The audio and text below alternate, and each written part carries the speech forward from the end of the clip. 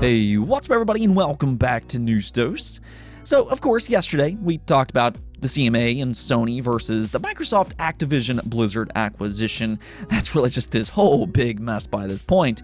But if you did miss that video, go make sure to watch that as I broke down that entire ordeal. But today, it actually looks like Xbox got a pretty big supporter in this buyout, with them claiming that Activision Blizzard joining Xbox is in reality a good thing for the entire game industry. So this is quite the contrast to what Sony is painting for these regulators.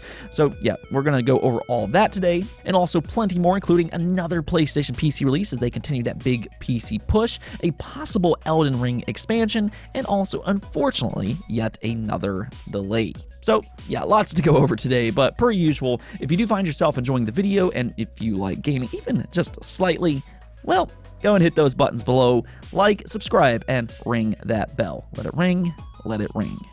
Let's just go and jump right into things, though, starting off with my favorite release of the year, of course being none other than the masterpiece Elden Ring.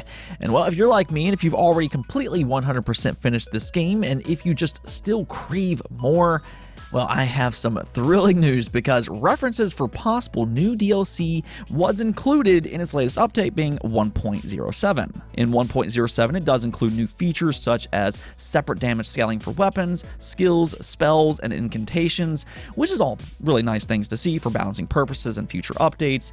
But as fans started to dig a little bit deeper into this, references of 2 new maps and ray tracing were uncovered in strings of text. This was posted up by Lance McDonald over on Twitter, as you can see here, but this could point to a couple of different things. While on one side, ray tracing, it's kind of proven not to be all that popular this generation due to its impact on performance, but at the same time, it is still a very pretty feature, and it'll be a nice option to have.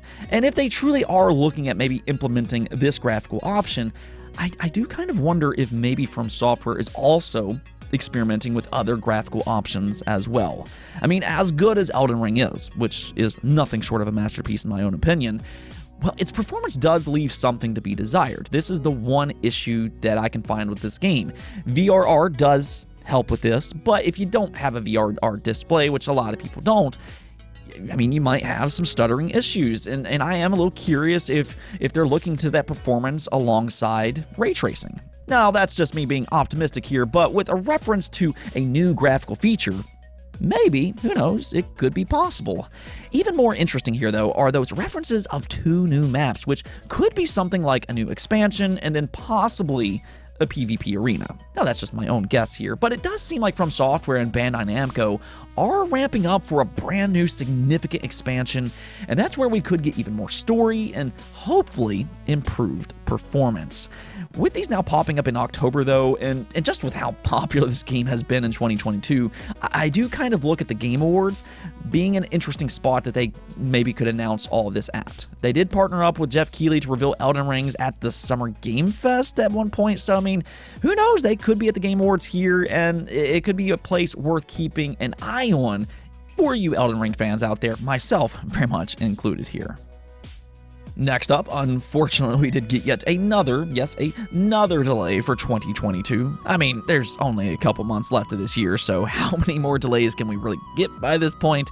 But this time, it's for Sega's strategy game, being Humankind. This game actually did release earlier this year on PC and PC Game Pass, respectively, so you can go check it out on those platforms, and it's been pretty well received. But as for its console counterpart, it is going to release on the Xbox One, the Xbox Series, PlayStation 4, and the PlayStation 5. Well, for those consoles, they did announce today, due to quote-unquote some unique challenges, they decided to make a tough decision to push it back from November 4th until further notice. So for you Xbox and PlayStation fans out there, it looks like Humankind will likely drop sometime in 2023 instead, and this is one of those day one Xbox Game Pass releases as well. So, you know, a little unfortunate there, but per usual, if this equals a better end result, I'm all for it. I will kind of say this, though. I feel like with all of these delays into 2023, it's going to be difficult to navigate for some of these developers and publishers. 2023, I mean, really, if you look at the schedule for next year, it really looks absolutely jam-packed by this point, especially the first half of 2023. Now, however, we did get some good release date news as well, thankfully, right? But yes, Spider-Man Miles Morales is officially coming over to PC on November 18th, and a lot of people really do like this game. This is the follow-up to Insomniac's massively popular take on Spider-Man, and even though it's a smaller scope game that you can finish in about 5 to 6 hours, they did make some gameplay refinements, and you do have some new abilities that are exclusive to Miles Morales. I think from a gameplay standpoint, if we strictly just focus on that, I think it's a fun, good game. I have actually played through this game on the PlayStation 5, and I do like some of the things that they did with its combat, and I'd say that it's just as fun as ever to explore its city, swinging building to building, but this time having a little bit more personality to it. Now, I wasn't necessarily huge into its story per se. Some people might disagree with me on this one, but to me, I felt it was a little predictable and just a little cookie cutter. But again, I'd still say its story is enjoyable. So if you do like that original Spider-Man, which I thought was amazing, do check out Miles Morales on PC on November 18th.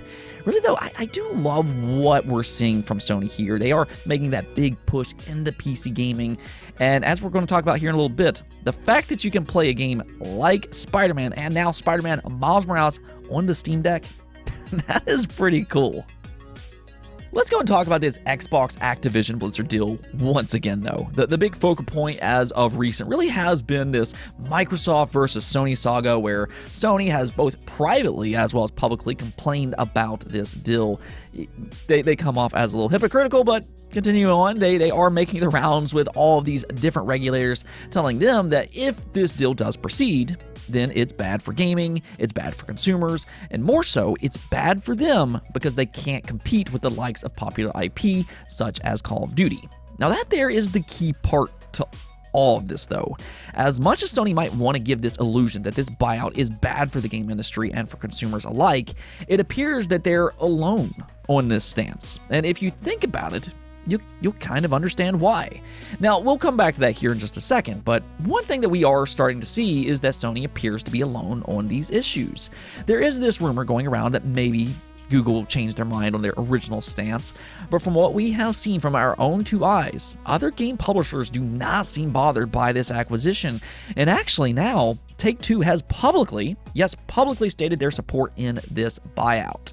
This is coming from Take-Two CEO Strauss Zelnick, and in an interview where the person interviewing him was actually a little hostile and kept interrupting him with her own agenda. It was very difficult to watch her do all that, but whatever, I guess. Zelnick did hold his own and had some very interesting takes on this buyout.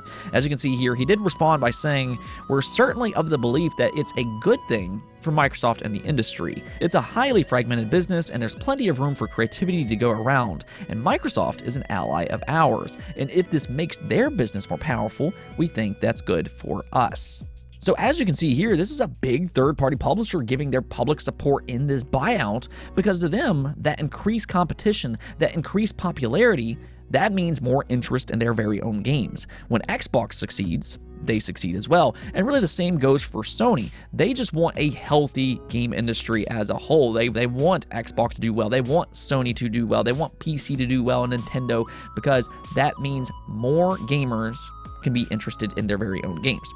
More so, he specifically points to creativity and how fragmented the game business actually is. I thought that was very interesting, and he seemed to emphasize consumers' vote, which actually echoes what Microsoft has really been saying all along. We'll get into that here in just a second, but first, let's take a look at what Zelnick actually said. He said, ultimately, the consumers vote, and if we create great hits, which is our business, the consumers will show up.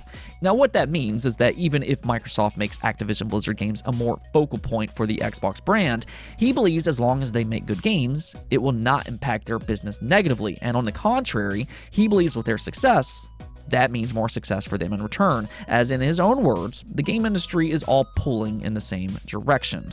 So this is a very different picture than what Sony has been painting for these regulators. Now, of course, if you're talking about a console manufacturer versus a publisher, a little bit of a different thing here, but let's actually go back to what Zelnick said. He pointed out that ultimately, the consumer votes, and this is something similar to what Microsoft has brought up to regulators. See, the ongoing dispute between the CMA, Microsoft, and Sony is mostly centered around Call of Duty. But that's the thing, because Microsoft has said over and over and over again that they plan on keeping Call of Duty multi-platform, and they plan to just give more options to consumers, not less. So the question then gets flipped. Does this buyout actually, when we really look at this, does it actually impact consumers negatively? And I think when you look at Microsoft's proposal, it doesn't. I mean, let's just kind of look at each individual fan base. Well, it doesn't really appear that it's going to affect PlayStation consumers at all. They'll still get to play Call of Duty just as they always have. They'll just have to pay that $70 price tag, which they already are. But that's also Sony's fault, because apparently Microsoft did offer to put Xbox Game Pass on PlayStation. They just denied it. Now, then for Xbox consumers, they'll just have that extra option to either buy Call of Duty for $70 or join Game Pass. So that's a good thing. Then for Nintendo, they don't even have Call of Duty, but Microsoft has already expressed interest in changing that. So it's actually good for Nintendo consumers. Then for fans on PC, nothing will change other than the addition of PC Game Pass. Again, that's a good thing. Then they're also looking to reach more players through the cloud. So ultimately, it appears there will be more options for consumers, not less, which ultimately, that's a good thing. Now, all of this would be different if they were saying this buyout was for exclusives, but it really seems like it's just more for Xbox Game Pass than anything else. They want this to come to Game Pass and really expand that user base. But that's really where Sony is concerned. For Sony, it just seems like they fear that they're going to lose their Call of Duty marketing rights and some of that exclusive content, and that some fans will then switch over to Xbox because of Game Pass instead of paying them that premium $70. But that impacts Sony the business, not really consumers, which is again why Microsoft is upset with the CMA, as they seem to be focusing more on how this impacts Sony's market lead than the actual consumers. In fact, Microsoft even pointed this out by saying, should any consumer decide to switch from a gaming platform that does not give them a choice as to how to pay for new games, PlayStation, to one that does, Xbox, then that is the sort of consumer switching behavior that the CMA should consider well felt enhancing and indeed encourage. It is not something that the CMA should be trying to prevent. So yeah, there you have it. Microsoft has already been kind of saying these things, and you're seeing something similar here with Take-Two as well. This buyout offers more options, not less, and ultimately, it should be up to the consumers to vote. That's where it should all lie at the end of the day, and it does seem like Take-Two is very much on the side of Microsoft here. Let's go take a look at the poll of the day, though, where I asked you all, now that you no longer have to reserve a Steam Deck, you can buy these now willingly, do you plan on getting one? And well, as you can see here, 6% of you said yes, 18% of you said yes, but not right now, 23% of you said maybe, still undecided, 47% said no, not interested, and then 5% of you said that you already have one. So that's actually a significant portion of you all that are at least somewhat interested in this device. So at the very least, about 1/4 of you do intend on getting a Steam Deck, and then another 23% that are at least interested. And I think that speaks volumes on how enticing Valve made this device. Of course, Valve has had a lot of success so far, selling more than 1 million units worldwide, but it's a very versatile console, putting the power of PC gaming in your hands, and for a pretty decent price as well. I mean, there are other handheld PC consoles in the market, but none really that has been as hyped and well received as the Steam Deck from what I've seen. I mean, single-handedly, the Steam Deck seems to have made the emulation community even more innovative, as they're all just kind of pushing to get these emulators working on the Steam Deck properly. That's actually one of the main reasons I'm looking to get the Steam Deck as well. I did unfortunately miss my original reservation that was sent to my email, but I do intend on getting one, and when I eventually do get my hands on it, maybe I'll do a review or something like that and let you all know what I think. Let me know if you all would be interested in something like that, but let's just go take a look at what you all had to say. Greek Freak said, "It is incredible, truly. Battery life, not so much, but man, is it just so cool to play Elden Ring while laying in bed." And yeah, that does seem to be a common trend when it comes to the Steam Deck. It is amazing that these AAA games can be played on a handheld device. It's actually quite surreal, and supposedly Elden Ring runs very well. But then there's also the battery, and that has been a consistent complaint that I have seen. I guess that was just one sacrifice that Valve had to make in order to get this device at the price they wanted to. But maybe they'll have an improved version sometime in the future that will fix that particular issue. I'd also like to see them eventually add something like an OLED screen. Then we have Danny Staten here saying, I feel like probably not is the right answer to me, but I could be enticed if Game Pass support is improved. And yeah, you know what? I am actually completely with you on this one. That would be such a major breakthrough if Xbox and Valve could actually work together and get Game Pass running on the Steam Deck. That alone, in my opinion, would be a big system seller. But unfortunately, Xbox Game Pass doesn't currently run on Linux-based machines. Valve, though, did say that they were willing to work with Microsoft to make this happen. So come on, Xbox, let's please make this happen. Anyways, though, that's it for this episode, but if you liked the video, don't forget to hit the bell notification and subscribe button for more content just like this. Also, if you'd like to support the channel through Patreon, thank you for making this content possible. Peace out.